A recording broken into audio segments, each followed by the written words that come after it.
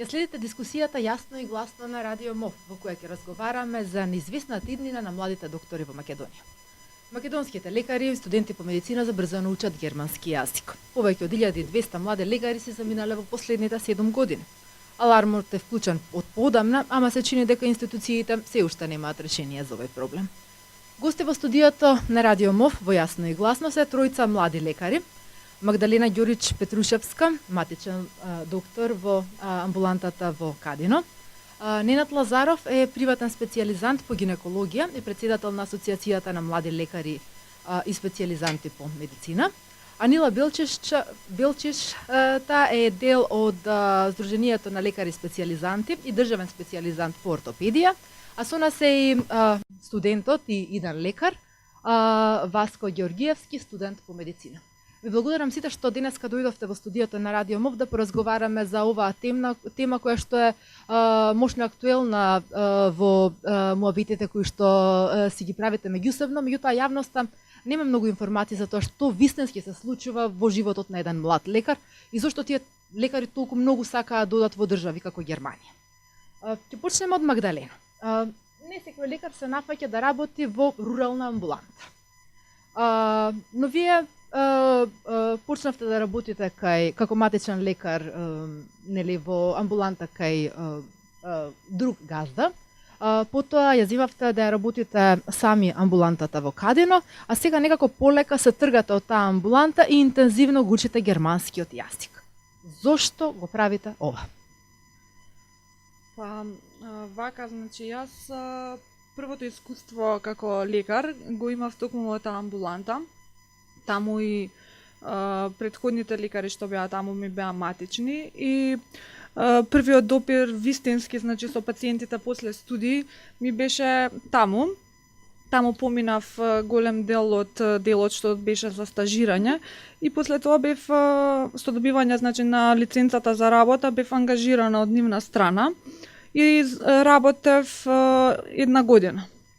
Потоа, значи, тие се сака да ја отстапат амбулантата и ми ја понудија на мене. Во тој момент беше тоа остварување на еден ваш сон, да имате своја амбуланта? Не баш. Добро. Не баш. Вака. Се чини нешто примамливо, не се, да речам, не се важни причините, меѓутоа е секако предизвик да се докажете на сами себе.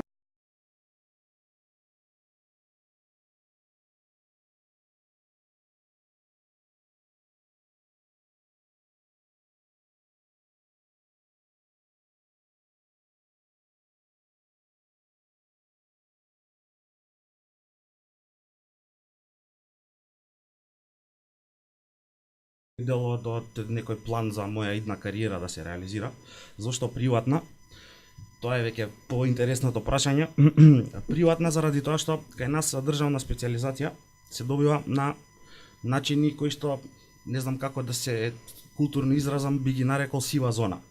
Што значи сива зона? Првенствено порано и со години имаше тивки мораториуми на одредени специјализации со цел да се почекаат студенти на битни особи во здравството да завршат па да добијат они специјализација, доколку има потреба и простор се добиваше специјализација и на некој редовен начин, многу ретко во принцип, значи заради тоа што едноставно ретко кој можеше, особено и конкретно гинекологија да добија. На тој конкурс јас кога добив специјализација, беше меѓу првите што се проширија, бидејќи веќе тогаш се согледа дека следуваат катастрофални години по однос на дефицит.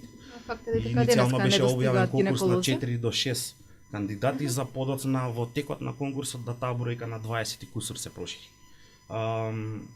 Ова што се однесува на специјализациите и начинот на добивање е наследен проблем кој што и без грижа на совест можам да кажам дека од постоењето на медицински факултет таков начин. Сега приватните специјализации како систем и како можност се воведени негде 95-6 година, бидејќи уште тогаш се востановило дека државата не е приоритет здравството. Зошто го велам тоа? Заради тоа што е нонсенс и сме единствен пример у светот каде што да речеме постои популација на специјализанти кои што плаќаат за својата едукација. Тоа се колку веќе специјализацијата по гинекологија до моментот денешен? Па се на се без малку 15.000 евра ќе бидат. Во меѓувремено јас тамо негде 2014 година дел, тоест овие последни 2 години од специјализацијата ми ги превзема државата преку оние конкурси за кофинансирана специјализација, инаку чинењето е толку околу 1000 евра по семестар даја. Помалку или повеќе, нешто сега се поевтини или умеѓувремено. Меѓутоа пак сакам да го потенцирам нонсенсот. Тие приватни специјализации треба да бидат за странци, да поттикнеме со квалитетот на едукација луѓе од страна да дојдат овде да се едуцираат, додека сите други лекари овде што се пронаоѓаат и што имаат намера да останат, треба да бидат вклучени у тој еден здравствен систем. Апсолутно, значи да речеме Германија, Франција, сакаш да специјализираш нешто, го добиваш тоа.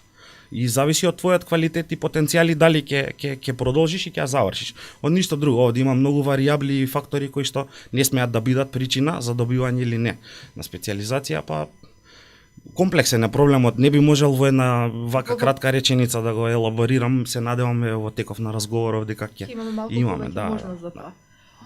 Кога сме кај државните специјализанти, Анила е државен специјализант.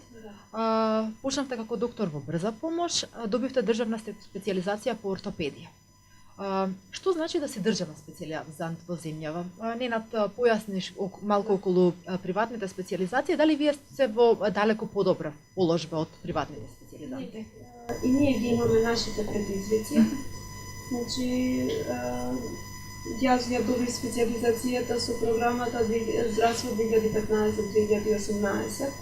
Имаше план програм колку треба од јавното здравство да идат на специјализација, таму беше и опција ортопедија, порано не било во секундарно здравство, односно во здравствените домови ортопедија како опција, така што како и секој пат што ги прифатив предизвиците и тоа го прифатив, не знаејќи во што в суштина се вметнувам.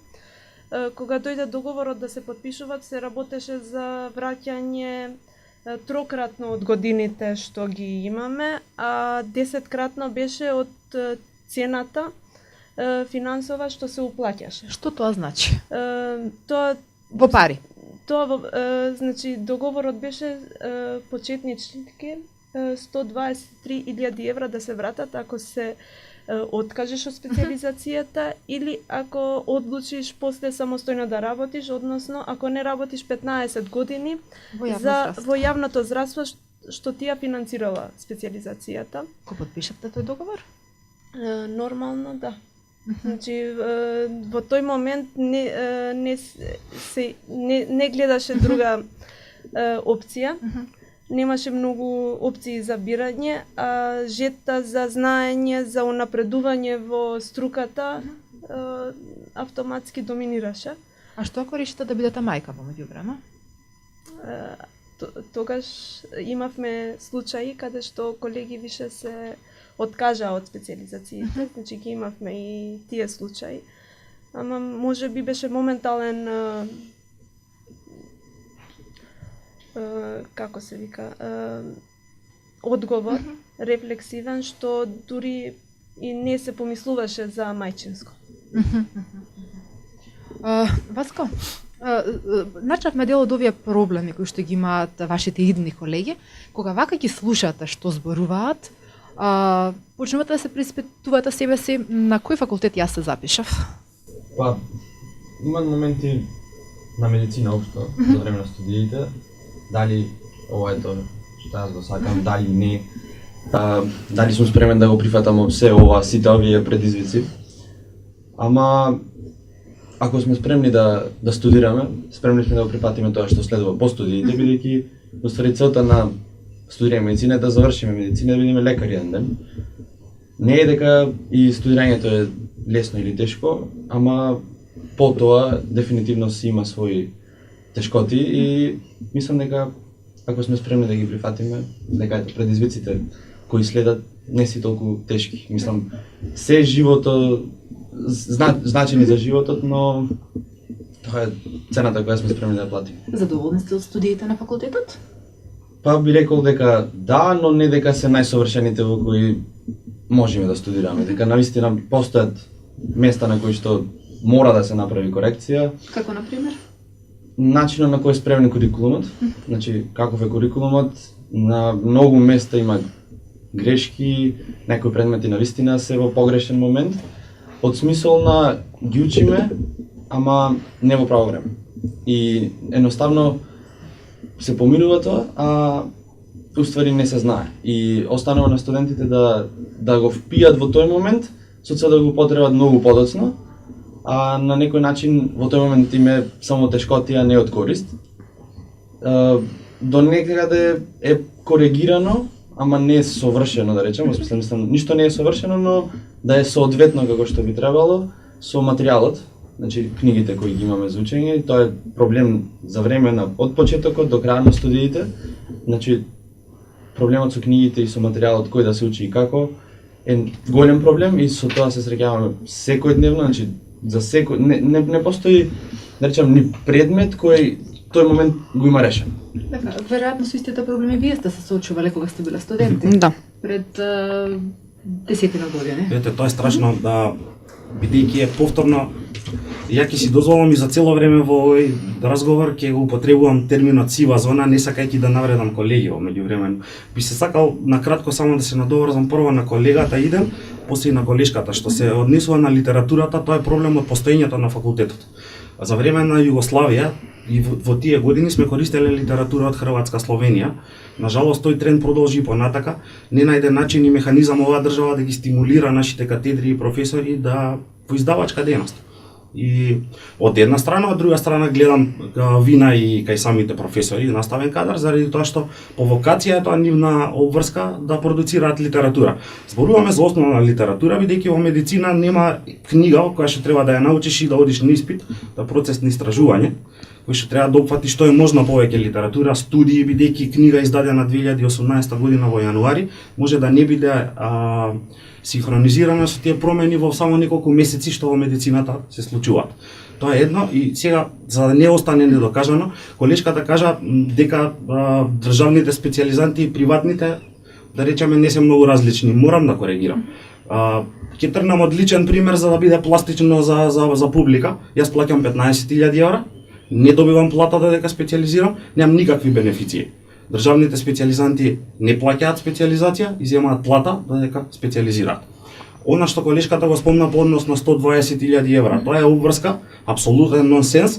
Меѓутоа, за да го дефинираме што тоа значи дека со подпишување на тој договор со кој што ти стануваш државен специјализант, ги добиваш тие привилегии кои што ги спомнав, меѓутоа се обврзуваш на еден фер однос, условно кажано фер, што не е, дека по завршување на специјализацијата соодветно време ќе одработиш за државата која што те финансирала. Значи тоа не се активира во ниеден друг случај, освен кога е твој избор и ти не сакаш да продолжиш да работиш во таа институција по твоја желба или доколку настанат инциденти дефинирани со закон по кои што ти ќе изгубиш специјализацијата. Анела, ги нарекуваат овие договори робовладетелски договори. Конкретно. Ваквите договори ги нема, веќе почна да ги укинуваат и околните држави, меѓутоа тоа не се случи во Македонија. Имаше подобрување, значи укинување 2:1 со годините и Вие го имате подпишано еден од најлошите договори или постоечки најлоши, после се додаде со анекс договор со што се смалија, значи 2:1 годините и од друга страна што тоа значи дека кога ќе завршите со специјализација треба 10 години да се вратат, а од финансиски средства 62. Тоа што не е фер, што уште мислиме дека не е фер, пошто ние сме работна сила. Не треба платите, ако више се враќа школарината, не треба платите да се вратат, пошто вие сте си го изработиле. А од друга страна ние имаме и член во законот што во недостиг на доктори, во недостиг во состојби природни катастрофи, појава на епидемии или било вонредни состојби во јавното здравство, автоматски се публикуваат сите државни специјализанти во матичните установи. Тоа од една страна, пошто нема нов слив на лекари, нови вработувања, автоматски е голем товар и за специјализантите, пошто се дополнителни часови, што од една страна... Тоа значи дека вие сега работите како специјализант, специјализирате ортопедија, а од време на време на време се враќаш во матичната установа и вршиш услуга на обичен лекар, да викаме општ доктор, во дејството. Например, во овој случај брза помош. Така, имате време за нормален живот помеѓу специјализацијата, дежурствата и се останато? Го немаме тоа. Мислам дека за жал ни еден од колегите го немаме. Автоматски и социјалниот живот ти стагнира. Се што е завршено е до крајот на 6-та година, како студент ако си ги постигнал, после тоа штом влагаш во специјализација, тоа е соживот само со специјализацијата. Немаш време ни за фамилија, ни за блиски. Дури и работата во своја матична амбуланта не е онака како што изгледа на хартија, претпоставувам. Ни малку. Дали имате како матичен лекар во своја амбуланта работно време од 8 часа, слободни сабота, недела? Па тоа, како да ви кажам, тоа е некако само вака на хартија. Зошто? Пациентите си имаат усвоено некои права, да речам, некои ги добиле, некои самите така си ги поставиле некои норми нивни, да мисла дека ние сме им достапни, да речам, 24 часа. И дури кога би имале нормално работно време, значи тие гледаат максимално да го искористат. Дали сме во ординација па доаѓаат неколку пати во текот на еден ден, сега се обидуваат и преку други начини да стапат со нас во контакт, дали Viber или не знам, Messenger, Facebook и така. Поставуваат прашања, праќаат слики, се јавуваат на телефони. Сега замислете, вие прегледувате во амбуланта, ви звони фиксен, ви тропат на врата за само да прашам, ви стигаат пораки и на сето тоа треба да одговорите. Значи, понекогаш се е случувало, мене лично ми се случувало за викенди, празници или навечер, да не навечер, туку рано са бајле да се јават за и не толку итни работи, ме сваќате, значи си постојат институции за тоа. Само да кажам, значи во нашето место каде што работев јас имаше порано амбуланта, државна, здравствен дом. Амбулантата работеше една смена, без празници, без саботи, недели, значи ништо. Сите беа задоволни и никој за тоа не се бунеше. Од кога настапија промените, значи со концесиите и кога нашите, точно, кога ние почнавме да нудиме здравствени услуги, значи што не сме тоа така да се дефинира, пациентите едноставно мислеа дека сме им многу достапни. Самите колеги за да привлечат повеќе пациенти почнаа и со 24 часовни дежурства.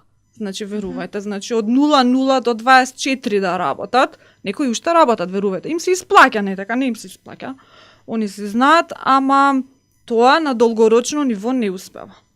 И, значи, ако не работите после тоа, да речам, 12 часа, еве јас работев 12 часа, значи.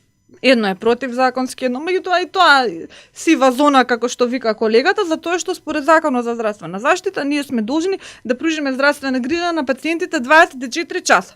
Тоа во ниедна професија го нема. Значи, пак ќе речам сива зона. Значи сега проблемот е и до самите, значи, пациенти и тоа би требало да се решава институционално, значи. Дали гледате искрена желба за промена на состојбите кај сегашните власти? Сега постојано се зборува за реформи, правиме нешто, сакаме да ги задржиме младите лекари во Македонија. Се дадоа хонорари на приватните специјализанти, се зборува за 5% покачување на платите на лекарите. Има обезбедување полициско на Карел, например. Дали гледате реална, искрена желба за промена на состојбите?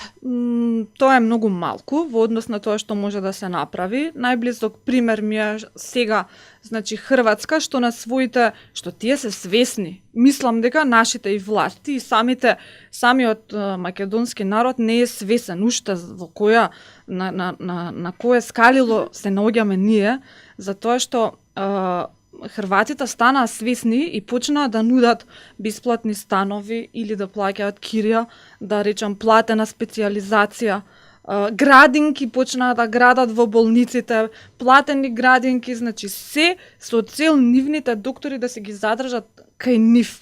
Нивните да доктори не лесно одат одат во Германија. Многу полесно од нас. Значи, меѓутоа, никој од нас, мислам, нашиве власти не гледаат.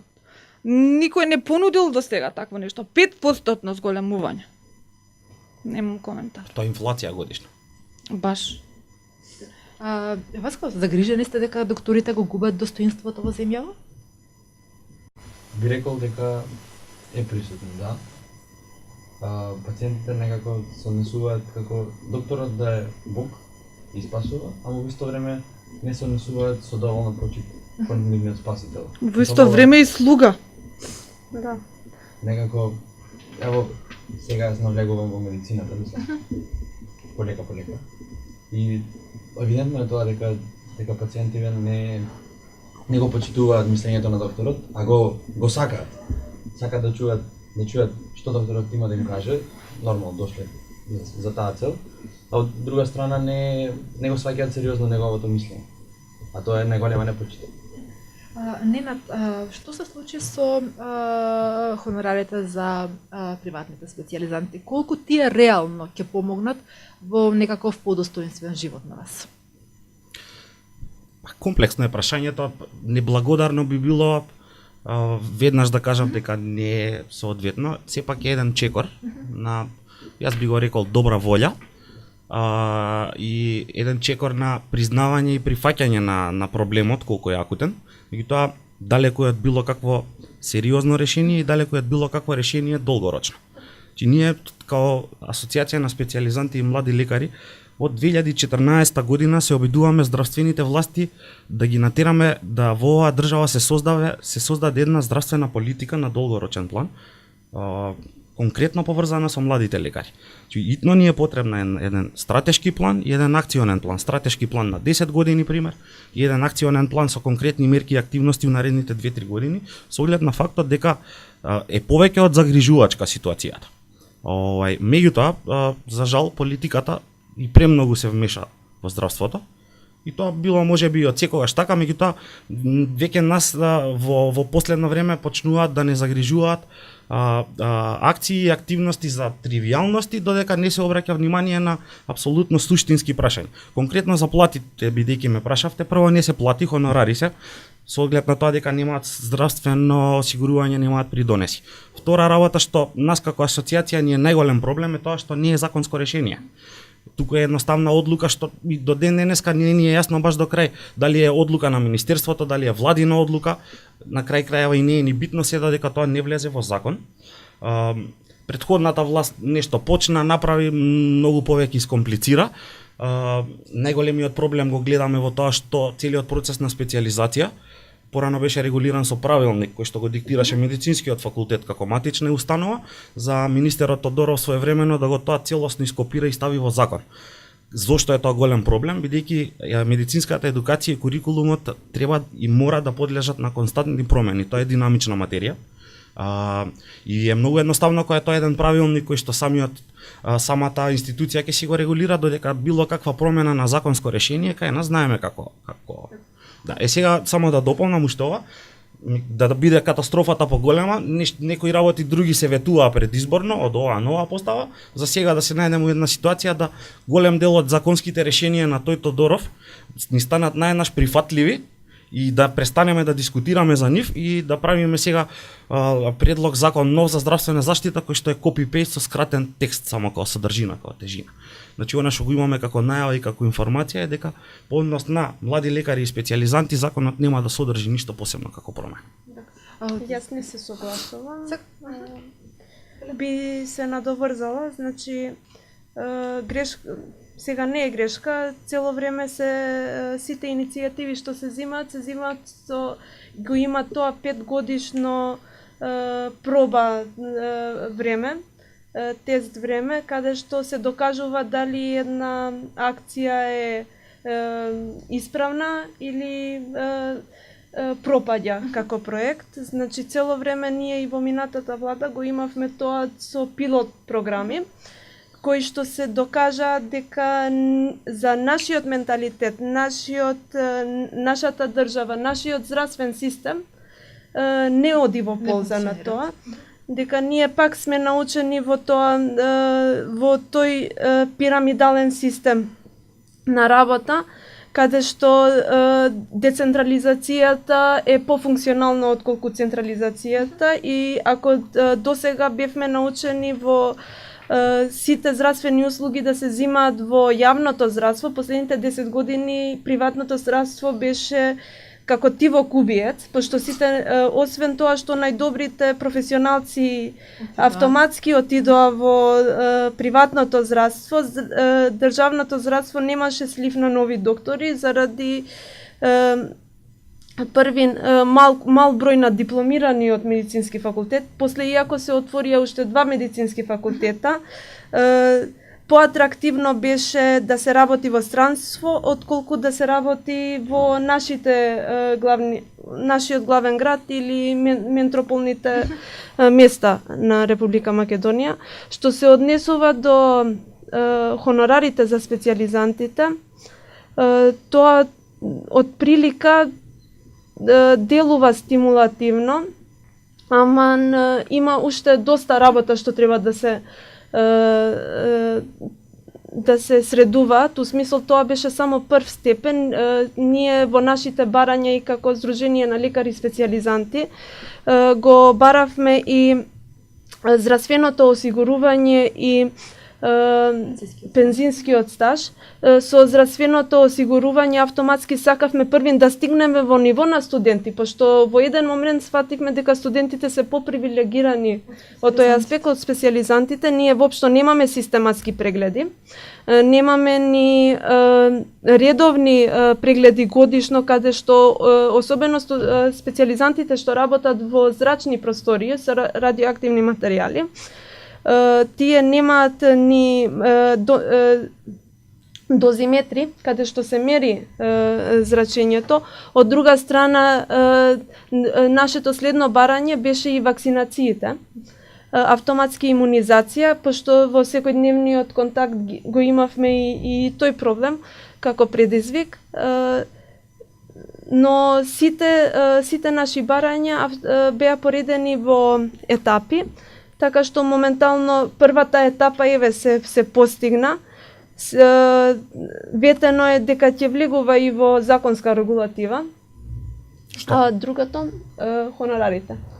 Хонорарите да се претворат после во плати и тоа да се како се вика, Ако може само да Меѓутоа се чини дека имате уште многу работа и како здружение, а и како активисти. Не се работи само за промени во владата, туку и во целосниот ментален склоп во целата пирамида. Тоа значи на ниво на сите институции. Ние имавме проблеми буквално во сите врати кај што тропавме и кај што треба да се собираат и специјализанти, да се зборуваат и со сите правни служби во ниво и на терцијарно, секундарно, примарно здравство. Самите специјализанти се виновни за ситуацијата во која што се наоѓаат? Колку вие самите сте... Мислам дека премногу верувавме одреден период, така што додека дојдовме при свест дека треба сами да ги земаме работите во раце и да се пресврчи целата работа. Колешка, бидејќи кажавте дека имало некои обиди од било кои влади, неважно, ние како фела не треба да зависиме од ниједна влада, и колегата кажа дека премногу е политизирано здравството. Нашите лекари, ќе зборам и во свое име, немаат време за пилот програми, експерименти и ние како глувци. Немаме време. Немаме време да се реализираме. Нити како семени луѓе, нити како, ќе зборам од женско име, како мајка. Да. Немаме време. Заради тоа, патот си го бараме на друго место. Како се регулирани специјализациите во Германија? Истражувавте? Таму се регулирани, значи како странци, ќе зборам, нели, одиме таму, ние сме странци, немаме ниту европски документи, ништо. Значи таму, кога одат наши доктори, прво треба да имаат соодветно знаење на германски јазик, значи на многу високо ниво. Тоа го бараат, го докажуваш со сертификат, во ред, тоа не е страшно. Научени сте да учите. Да, значи влегуваш на специјализација, нели сите одиме со желба за специјализација. Јас конкретно би одела таму со планови за специјализација, бараш соодветна институција која што може тоа да ти го пружи и те ставаат на пробна работа, тоа така се вика. Тоа трае, значи, година до две Дали ви максимално. плаќаат во тој период? За цело време имаме, значи, загарантирана плата, која што е, да речам, на нивно ниво во зависност од искуството што го имате, нели? Во зависност од тоа колку работите, како што таму се е платено и дежурства и прековремени и саботи, викенди, ништо не е облигаторно, значи ништо, меѓутоа во моментот кога ќе добиете, значи после таа една цела година, тогаш не специализирате, да речеме, затоа што треба нашата диплома, значи таму да се нострифицира еден вид и да се добија така наречена апробација. Од моментот на добивање на таа апробација започнува специализацијата и во таа конкретно институција каде што се наоѓате трае онолку време колку што има таму кадар да ве научи. Доколку нема, до образувањето го завршувате во друга клиника. И тоа е се регулирано. И платено? И платено. Така, значи, се платено. Со здравство, со, значи, и познавам и колешки што се остварили и како мајки таму, значи им тече нормално породилно отсуство. Никаков проблем. Дали кај нас се платени дежурствата и дали дежурате како специјализанти? Накусо? За дежурање да, не се платени. Понекогаш доаѓа, еве во хирушките гранки ти доаѓаат месечно и 10 дежурства. Многу има недоразбирање или неможност за колаборација помеѓу матичната установа и надворешниот турнус кај што се однесува, кај што се обавува турнусот или кај што оди специјализантот. И сето тоа дава простор каде што силата и работата на специјализантот се искористува, но тоа не се вреднува. Дури ни за едукативно наградување во тој смисла. Ненад Васил, како младите доктори да се задржат во земјава? Првенствено со волја. Чија? На политичарите. Од нив се зависи, на жалост. Они се многу сладкоречиви предизборно, после избори тоа некако изретерируваат од ставовите. Она што треба да се направи, веќе го напомнав. Потребна ни е една сеопшта. Ова е комплексно едно прашање кој што опфаќа повеќе категории на проблеми, не е само нашата страна како специјализанти, тука апсолутно за цело време не смееме да ги испуштиме пациентите како крајни корисници на она наше знаење, исто така и државата. И затоа е потребна една сериозна анализа и правење на една долгорочна стратегија, од која што ќе произлезе акционен еден краток план и крајно тоа би се свело на големи, крупни чекори и драстични промени. Нашиот став како асоциација на специјализанти е дека е потребно ресетирање на системот. Значи ова е неодржливо веќе. Ова е еден социјален систем наследен и дизајниран во едни сосема поинакви услови, кои што патем со текот на годините се тотално променија, додека оваа форма на едно здравствено осигурување и типови на нега и пакет здравствен што се добиваат пациентите остана мање више на едно вакво ниво. Дополнително што, да речеме, заради политички и популистички потреби, тоа цело време само се шири тој пакет на услуги што пациентите ги добиваат, додека рестото останува недефинирано. Она што треба да се направи е да не постои невработен доктор во оваа држава. Наш став е дека со денот на дипломирање треба да сите влезат во здравствениот систем, секогаш има потреба, дали примарно, дали секундарно, дали брза помош, дали домашна посета, и сите да влезат веднаш по дипломирање во системот, ние повторно ќе имаме еден огромен дефицит. Второ, што е многу битно е во таа стратегија и тој акционен план сериозно да се пристапи и со стимулации финансиски, затоа што ние сме многу скромни како популација. Секогаш кога разговараме со новинари, некако премногу скромно, па не ни се само парите, апсолутно ни се битни парите. Зошто? Заради тоа што еве на пример во Дона јас што го работам, учество на еден семинар во Виена, на кој што на годишно ниво се дискутираат новитетите во медицината, а тоа е она што пациентите крајно сакаат да го добијат со времено лекување, кошта 860 евра котизација, учество. Значи за дводневен семинар. Со просечна плата што оваа влада сега го пресмета 26.000 денари, кажете ми како може еден специјализант на гинекологија да отиде на семинар. Значи нонсенс.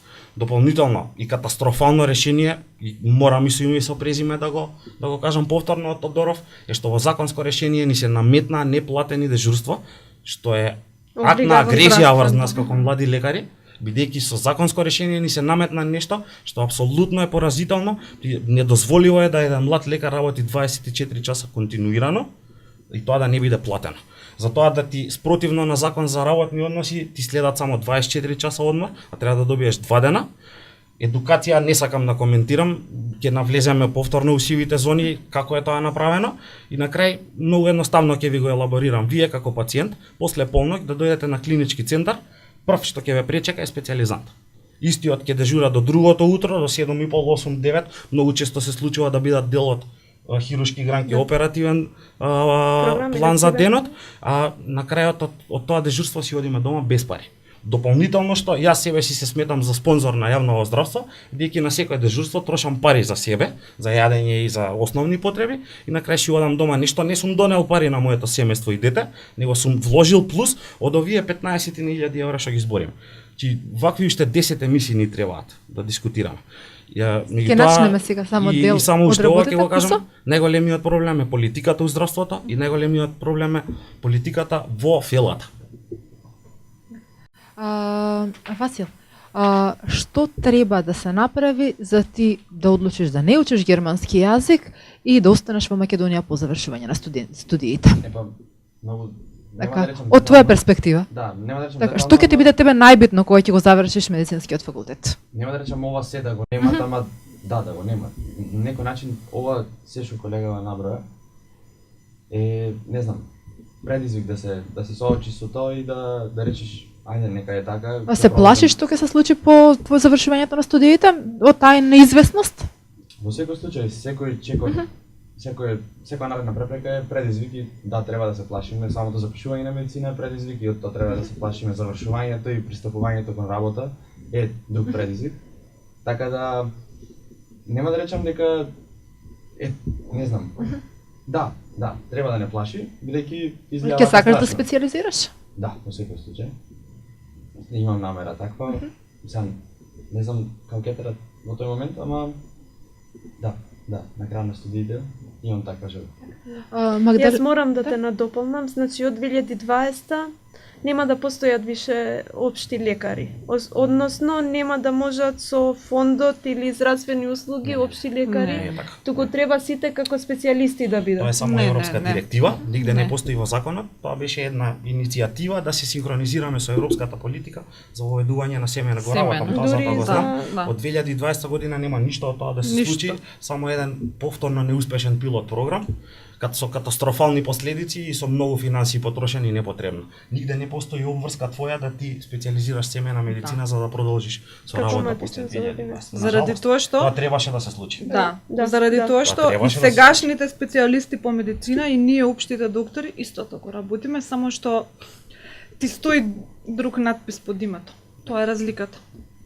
Ама тоа во пари се не, ако се пресметува, може да има иднина проблем. Магдалена, дали ти планираш специјализација? овде не.